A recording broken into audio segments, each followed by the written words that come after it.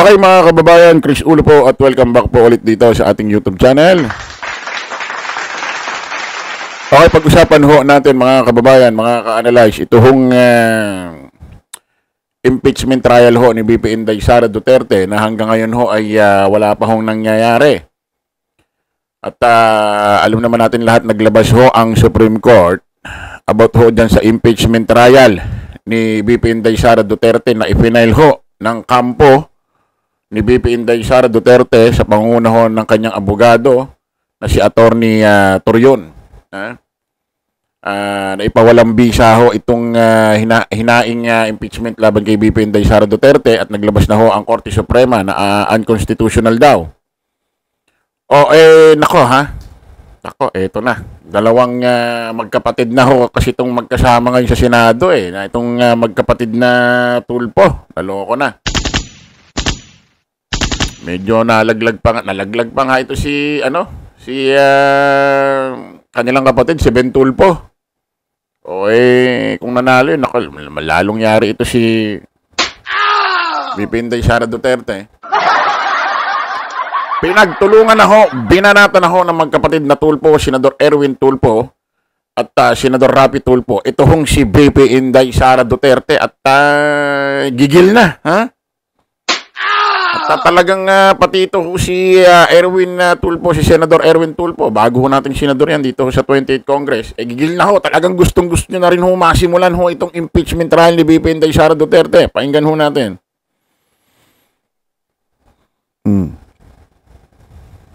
Kasi ano ba yan dyan? Ito ba yan? Kaya ang tagal namin kahapon Ano ba talaga? Parang dami fido. Yung personal position niya po as ako? Kaya pagkanayin mo? Tuloy. Tuloy natin. Nagantay yung mga tao Kaya everybody, kasi ba siguro gusto mo lang dito kaya ito. Even the spokesperson of the VP is ready. We will prove. Ituloy na natin. Naghintay na yung mga tao. Nakakapagtak na nga nito, Senador Erwin Tulpo. Yung ibinigay ho ni Senador Chis Escudero na petsa kung kailan sisimulan itong impeachment trial ni VP Inday Sara Duterte. Ilang araw bago magsimula. Kasi ang sona ni Pangulong Bongbong at 30 ng 28 ng Hulyo. Sisimulan daw 30 itong impeachment trial ni VP Inday Sara Duterte. Ilang araw bago ang SONA, ilang araw ho bago mag-30 sisimulan ng impeachment trial ni VP Inday Sara Duterte. Naglabas ho ang Supreme Court ho ng unconstitutional daw ho itong impeachment trial ni VP Inday Sara Duterte. Parang swak na swak, parang planadong planado, ano? Ha? Tuloy natin. That the VP did not violate the Constitution, etc., etc. Then everybody siguro kahit tayo lang dito, we want to say, ano ba yan dyan? Totoo ba yan?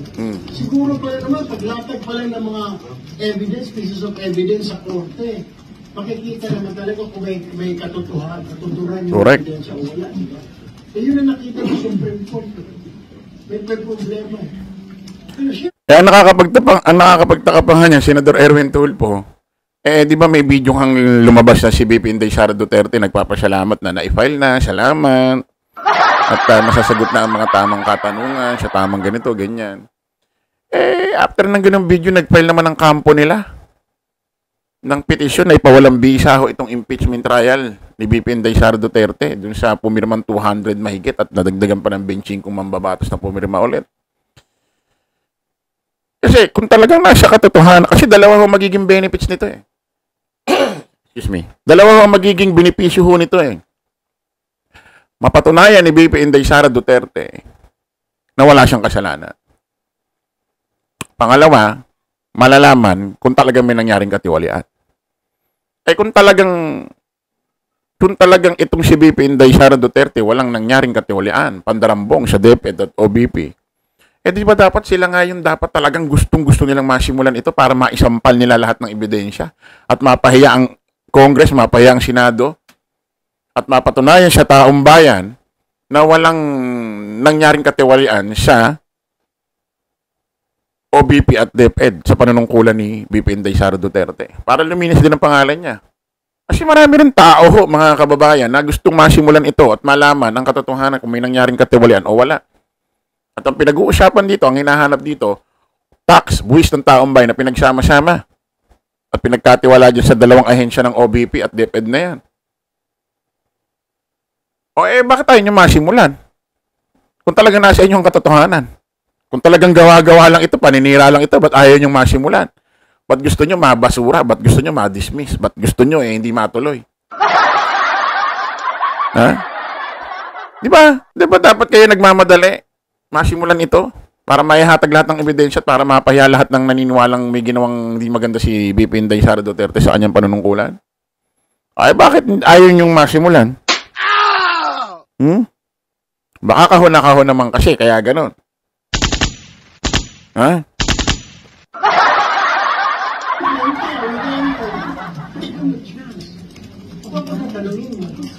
Pero nga, lumabas na yung decision, paano yan ngayon?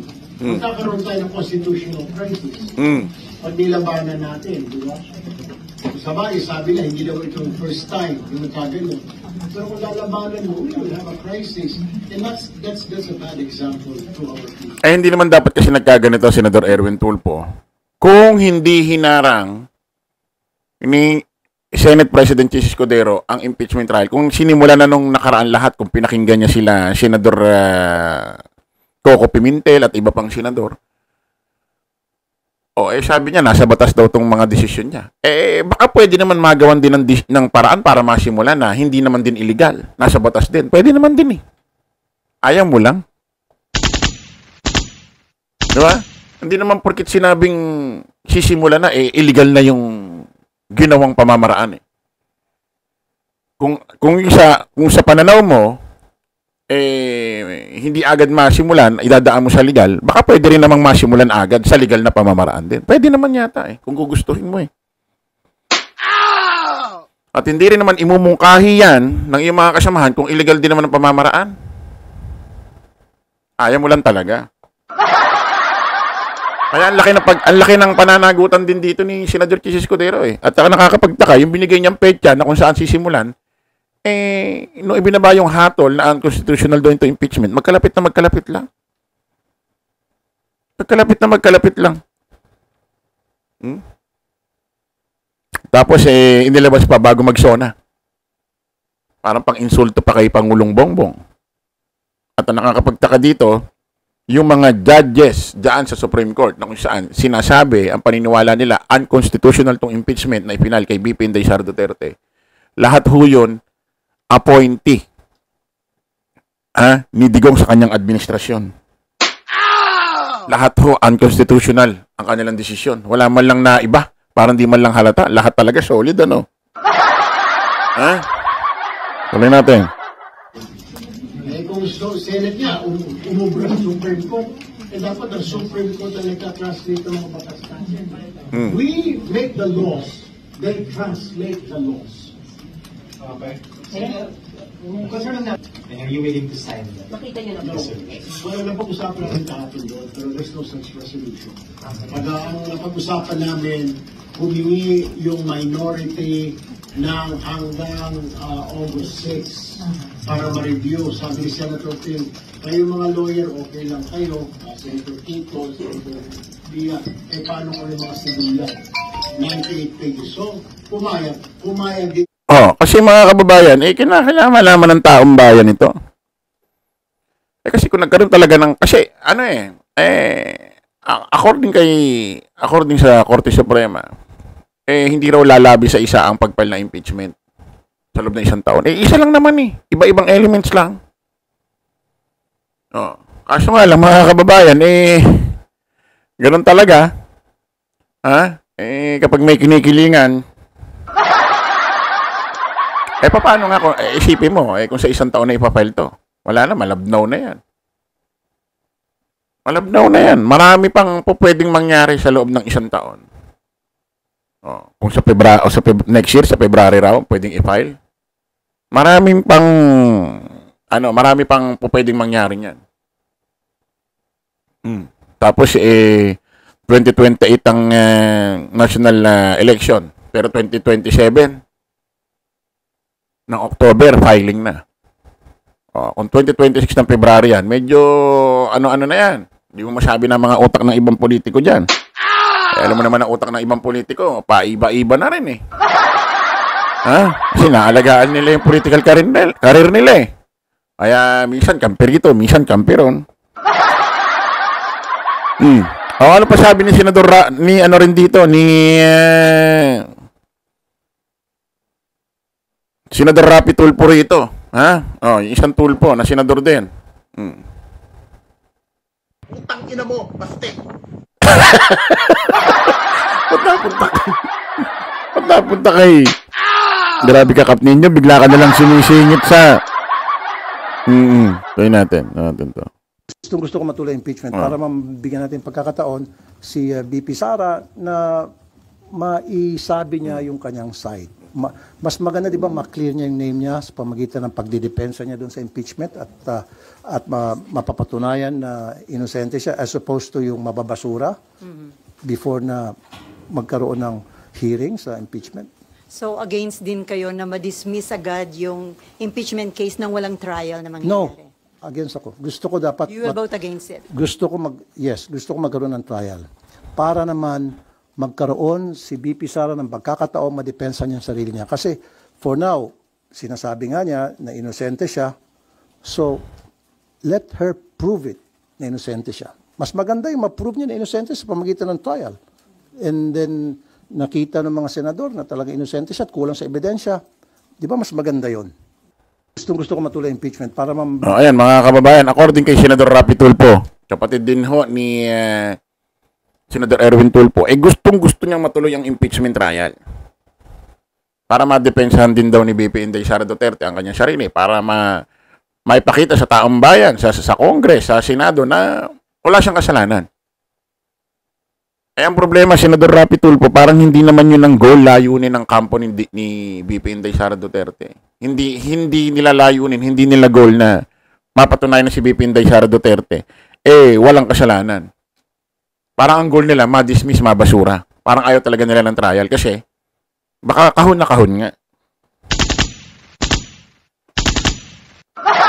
Baka box na box. Kasi kung dati pa lang yan may mga ebidensya, may isasagot sa mga katanungan, hindi na tayo nakarating dito. Nasagot na yun sa Senado, nasagot na yun sa Congress. Ano nga isasagot niya? Kung kahon na kahon. Isipin mo, hindi po pwede laway ang puhunan dito. Hindi naman katulad ito na magpapatawag siya ng press. Dadakdak lang siya ng dadakdak. Tapos yung press, sasaluhin lang ng sasaluhin. Lulunukin lang ng lulunukin ng kanyang explanation. Hindi naman ganyan yan. Iimbestigahan siya dyan. Hindi naman ganun na press, parang parang press conference. Ano iahatag niya ebidensya? Hindi naman pwede puro laway ang puhunan. Kinakailangan may lalabas silang mga ebidensya. Documents na magsaswak sa report ho ng COA, ng Commission on Audit. Kaya kahit anong invento niya, kahit ano pa ilabas nila, kung hindi naman saswak yun, tutugma sa Commission on Audit, COA, na kung paano nila nilustay ang mga pondo ng OBP at DepEd, wala rin.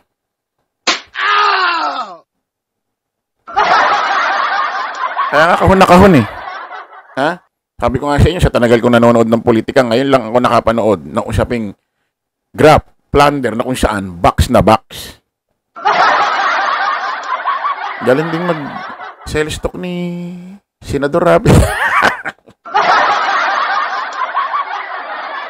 Galing din mag-sell stock ni Senador Rapi Tulfo. Kabisado ko mag-ano yan. At tagal ko nanonood ng Rapi Tulfo in action.